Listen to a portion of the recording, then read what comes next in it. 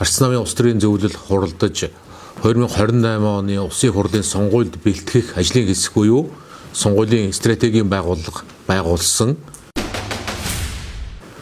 2 жилийн өмнөөс 24 сарын өмнөөс энэ ажлыг зохион байгуулалтанд орох бас биднэрт дөрмийн зохицуулалт заалттай энийгээ бас өнөөдөр зохион байгууллаа.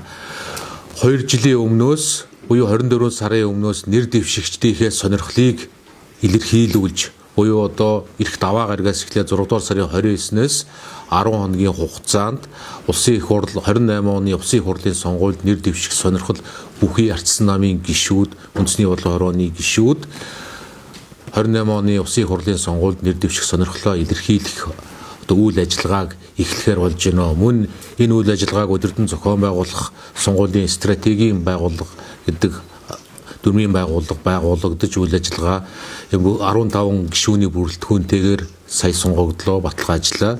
Энэ байгууллага үйл ажиллагаа эхэлж ажиллах юм аа.